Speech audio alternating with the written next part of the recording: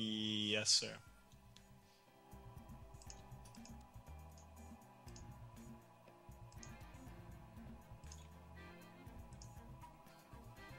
Hello, everybody.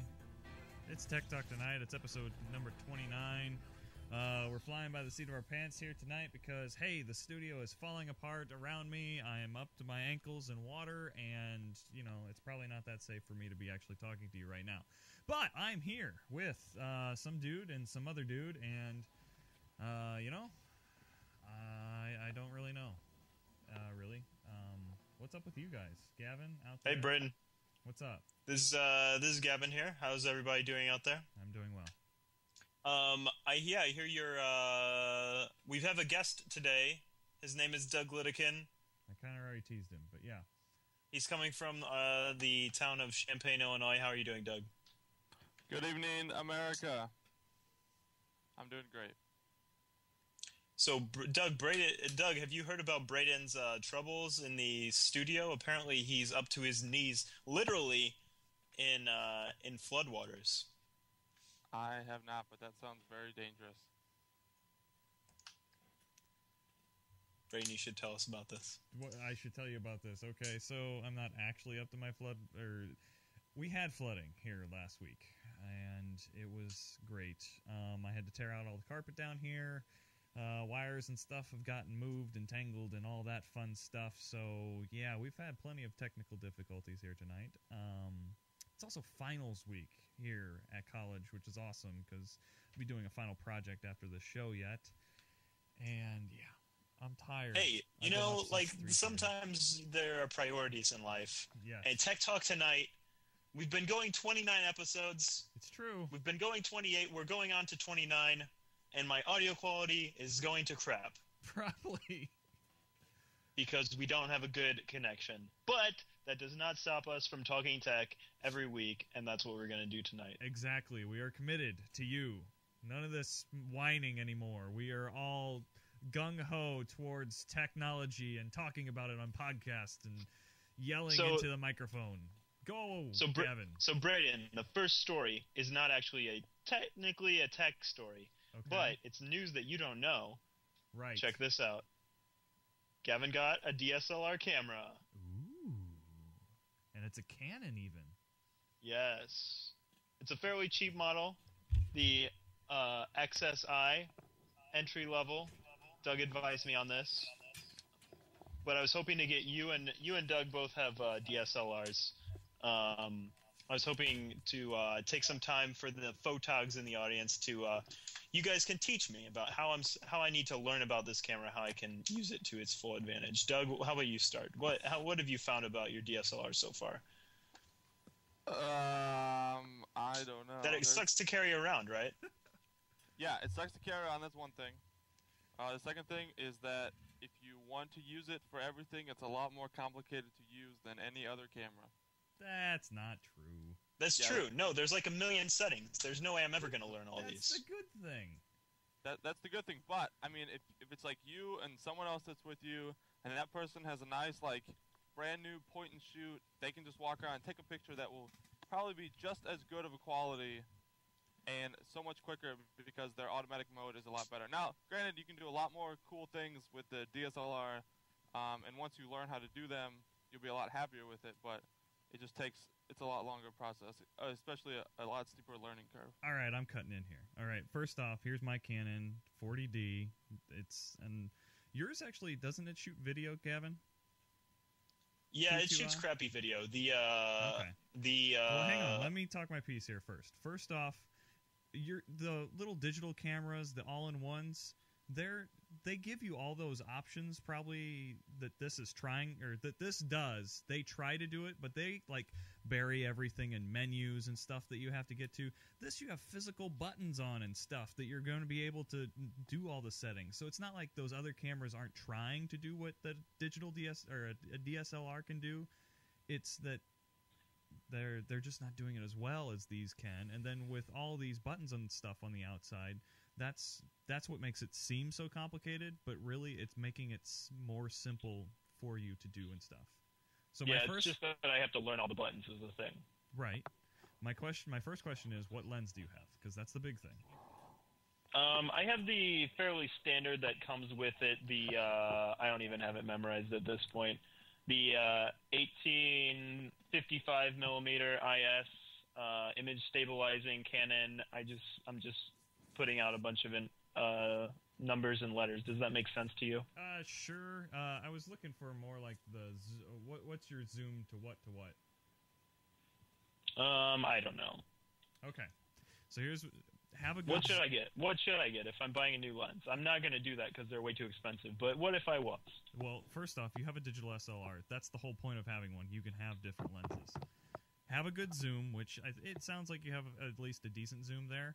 Then get the one that I currently have on here, which is a 50 millimeter, the Nifty 50, as some call. Basically, this is great for it's a fixed lens, so you're not going to be zooming with this, but it gives you that great depth of field, and all the fancy photographers do this sort of photography with basically the thing that you're focusing on is nice and crisp in focus, but then everything behind it is nice and kind of fuzzy and blurry, and it gives you a softening effect. So that's a cool way to get nice pictures, I think. It's fun for taking pictures of flowers and stuff outside. That's what my wife likes to do with it. I like to take pictures of food with the fixed Canon lens like that, but that's my next suggestion. Get a fixed 50 millimeter lens. Okay. I will do that. And we should move on because we are hitting our time limit, but thanks for your tips, guys. You'll be seeing some photos. I'm going to post my first photo that I took on this camera in the chat room, so everybody go there and check it out. Got it. So the next story today, Doug, do you have an iPhone? I know you don't, but are you happy that your BlackBerry is not tracking you? Ooh. Yes, I am happy that my BlackBerry is not tracking me. So the story actually happening today is that Apple released a fix to the tracking issue that came out last week. If you haven't heard about it, basically the iPhone is saving the iPhone saves the location of its users in an unencrypted database that anyone can get to who can have access to the file. Have you heard about this, Braden? I have, and you kind of almost expect it. That's what I was thinking anyway. They're always trying to collect data and stuff like this on you. The real problem is the fact that it's on your phone, unencrypted, and people are figuring out how to get to it. So they're going to figure out different things to do with that and stalk you better and all those fun things. I expect... Well, it's been said that the Android is doing it as well. And that's what I'm carrying around in my pocket, yet mine's probably not sending any information to Google anymore because of things that have been done to it, but... it's going to happen. The manufacturers you didn't sign up for any of these things. Like, you didn't turn any location. Even if you don't turn any location data on, it's still tracking you. Yep. I mean, and your cell phone network knows where you are because they can always triangulate. Right. But you don't count on the fact that they're going to be storing your location for up to like years and years, for ever since you've had your the latest iPhone 4 software in an unencrypted file. Okay, but what do I care if Apple knows where I was 4 years ago? I don't know. But we can have this debate, but the point is that today they released an update to their iOS software that will erase... Well, basically it still has like a few days of location information, as I understand it. Maybe Dryden's commenting it on the chat room. Right. But... basically, they said it's a feature, Steve Jobs said, and that they're kind of taking it out, but not really. And not really. If you have an iPhone, you should update your software if you want to get rid of this. I don't care. I'm bad, I guess, but I don't know. It doesn't faze me. I'm not paranoid because, people already know where I am because I'm logging in with Foursquare and Gowalla, and I'm publicly sending that out already because I'm not too worried about people knowing where I am because I've got things covered to where I don't need to be paranoid like that. That's how I feel. Cool. Doug, do you have anything to say on this? Does your phone track you? I don't think my phone tracks me. No, but I am looking to get an Android, so maybe I should reconsider that. Because I don't want it to track me. Android can supposedly you can just turn it off. Okay. So there you go. Yeah, cool. Cool indeed. So, Braden, you have our next story here? I have a story. It's I'm not looking at your list, but I've been playing a game of sorts called Empire Avenue. Has anybody heard of this little dealio that's basically a social networking game that wants you to connect all of your Twitter accounts, your Facebook, your pages, let's see here, LinkedIn, Flickr, and YouTube. So it wants all those accounts, and basically it assigns you a stock value. And from there, it basically is, you're playing the stock market. You're buying other people. I'm going to finally cut to it here. So currently I'm worth 30 Eves points. That's what they call them anyway. Or EA, whatever it is. Their virtual currency. And you can buy shares in me. So you should all go do that. www.empireavenue.com/BWH. Buy shares in me. That's what needs to happen here on this podcast tonight. You're not going to do that. I am not going to allow... Basically, I've heard of this, Braden, and we've discussed it a little bit. Basically, you're selling out your Twitter followers is what is happening. Why am I selling out my Twitter followers per se? Because you're just using them to get more money. Not really. Doug, what does this sound like to you? Does this sound like the biggest scheme of your life, Doug? This sounds like a money scheme. Sounds like a pyramid scheme. Well, I won't have any of it. Pyramid scheme. Yeah, this is a pyramid scheme. You're right, Doug. They get Braden to get a bunch of people to sign up under his account, and then everyone else signs up under his account. Okay, that would get me more points if they did that. This is a pyramid scheme in Twitter. That's all this is. It connects to Twitter, but it's not all Twitter. I don't know. I still it's fun, and I think it's going to be a big thing because there are these different personalities getting onto it now. We've got, and I dare say his name in front of you, Gavin, Chris Perillo, who's been a big advocate to this thing, and then recently we've had. My stock is not worthless, Doug. We have Papa Leo. Leo Laporte signed up and is chief twit on there if you want to. Oh, is Leo doing it? I'll do it right now. Are you serious? How do I sign up? EmpireAvenue.com/BWH. That's where you need to go. I'll make sure I give you a thing. I need to sign up so I can pimp my own account on this podcast. This is ridiculous. Somehow yeah. I'm sensing So, sarcasm do you have in to all connect this. your Facebook and Twitter and stuff, Braden? Yes, you have to do all of that. So basically, this company is just trying to get you to connect all your things so they can know all your information, and companies will pay them money to get all the information about everyone. Basically, Google. Okay. They want to be the new Google. They want to be the new something. They want to be the next thing is what they're trying to do. So, are you actually being facetious, or are you signing up right now? I mean, I'm trying to figure it out. Do I have to buy you to sign up? Like, what do I do? No, you just go. There's just a sign-up page. If you go to EmpireAvenue.com, don't add my little moniker to it. Come on, Doug, join into the party. I'm not. This is peer pressure. Yes, it is. So, Braden, what can you actually do with the money? Sorry, I was tuned out. No. I'm still amazed by the fact that I dropped the name Leo Laporte and you're automatically doing this. Exactly. You have completely turned face. I thought you were being sarcastic. No, I'm not actually signed up yet. I'm not. I mean, I'm kind of interested to sign up to see what it's about, but I will not sell out my Twitter followers. That's why you should follow me on twitter.com/Gavinar. Okay, whatever. And you never answered my question. What can you actually buy with this money, Braden? Oh, okay. With the money, you can buy other accounts. Ooh. Or you're investing in other people. They all have their own worth, and you basically want to invest in the people that are going to be active in different social networks, and they're going to generate a plus, or they're not going to be losing you money.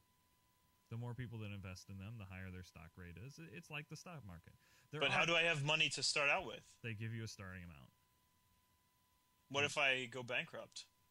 I don't know what happens if you go bankrupt, because there are other things to buy. There's advisors that will advise you over your different accounts, which I've been told is actually a waste of money right now, although I bought them all. So I'm kind of wishing I didn't do that now. There are also luxury items that you can buy, like yachts and stuff. They are a big waste of time. Don't do that stuff. Wait, so you can't actually get any physical, in real-life things from this money? Not that I'm aware of.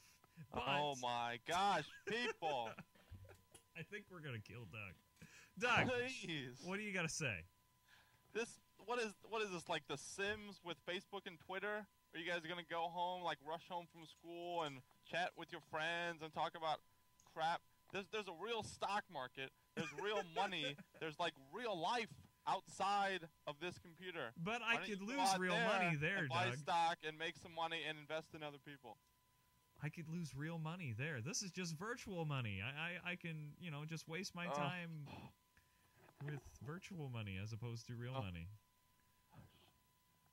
I have a slightly philosophical point that is this much different than say fantasy leagues online or anything of that sort? Like we're kind of making fun of it, but I guess Braden isn't. But I mean, people take fantasy leagues very seriously, and it's basically the same thing. It's just taking a real world thing and bringing it online. Doug, you play any virtual games over there with fantasy sports? Nope. Not a one. Nope. All right. Well, maybe this would be better if we had a pro fantasy sports person on. But I think it's interesting. Like, I mean, I can't see any value that this is providing to the world, but there could be some, perhaps. I don't know. I just have not found it yet. Okay. We've gotten a couple offers through it already. There is a YouTube channel that wants to basically kind of sponsor our podcast by giving us things, giving us our own page on their site, and I don't know. They would help out with effects and stuff if we needed help with video. And Sounds like some more waste of time. Well, all right. We need to kind of discuss that, but we'll do that off air. You know what this is, Braden? I don't know what that is. This is a waste of time. A heck of a lot of noise. It's coming from everywhere. This is a mug. Doug, do you recognize this mug? That's paper. That was paper. Oh, that. Yes, I recognize that mug. Anyway, Braden, I've had enough of this. I think we should end it right there. That was too much tech, frankly. Fine. What story would you move on to then? Oh, no, I was saying close of the whole podcast, but I guess we can finish up by saying, as of tonight, there's rumors out there that Facebook is going to buy Skype, the very technology that we are running this podcast over. Oh, my gosh. I don't like this. So in a future world, you may be Skyping through Facebook, or perhaps video chat will be built directly into Facebook. Doug, you look outraged. What are you afraid of? I can't do this anymore. I don't like this. Are you afraid of being too connected to your friends? No, I'm afraid of Mark Zuckerberg taking over the world, and I can't live in a world like that. I don't like it either, Gavin. That just seems like Skype's going to be part of that walled garden that Facebook wants to put us in. So we will never actually touch the internet anymore. We're only just we won't log on. We'll just be Facebooked, and whatever Facebook want us to touch, that's what we'll touch. Yeah. That's Facebook is becoming the new AOL, and it's just like an enclosed web world. Do you think people are starting to leave it because of that reason? Yes. That's why I'm leaving it. Are you leaving, Doug? Are you going to say right now, today, that you are closing your Facebook account? No, but I'm considering it. I can't say that I gave up Facebook for Lent, so I wasn't on it for 40 days, and I came back. I was very excited to sip the nectar of the Facebook amazingness.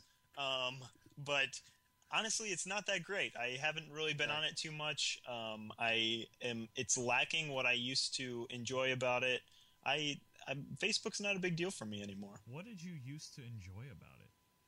I don't know. It was a thing about like knowing your friends, knowing many friends, and getting updates about their life without actually having to like put in too much effort, like calling them or talking to them.